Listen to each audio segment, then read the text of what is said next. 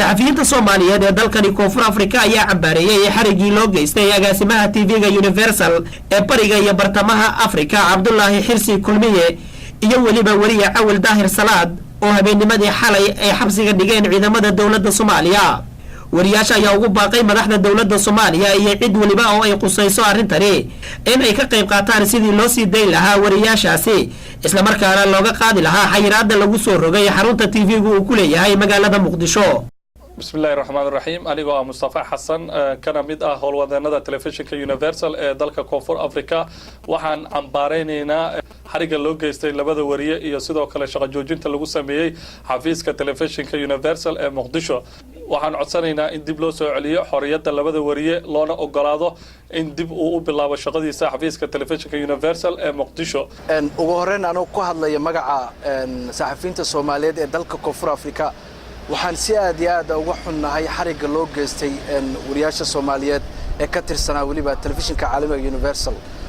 maanta dawladdii loogu baahnaa inay dadka cashir siiso oo qofka inuu hadli karo ama dareenkiisa ku cabiri karo hadal dadka ay barta laga sugaya haddii iyada ay bilowdo inay cuburiso wariyaashii soo tabin lahaa horumarkii dawladda dhaliilihii dawladda iyo waxyaabihii la midka ahaa.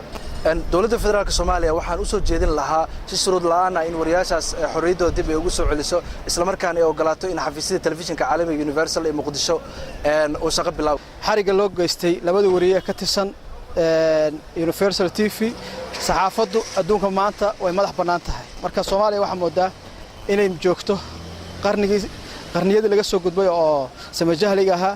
annaga waxaan sugaynay dawlad oo arxanta wariyaasha oo waliba marxalad adag ku shaqeeya. arrinta waxaan u aragnaa arrin aan loo dulqaadan karin. dawladda Soomaaliya inay ka noqoto xorriyadda u soo celiso saxafiyiintaas iyagoo runtii shaqo badan u soo qabtay sidaan waliba ku naqaan arrimaha ay qabtaan iyo waxyaabaha ay soo bandhigaan iyo waxaan ku raadaa doodaha ay qabtaan mid ku salaysan wadaniyada. bismillaahir rahmaanir rahiim anigoo ah Cabdiraxmaan Maxamed Cali Cabdiraxmaan Al-Ruuxi kana mid ah wariyaasha Soomaaliyeed ee ka howlgala dalka Koonfur Afrika. waxaan cambaareynaa xariga wariyaasha iyo agaasimayaasha telefishinka caalamiga Universal loogu geystay magaalada Muqdisho waana caburin saxaafadda Soomaaliyeed.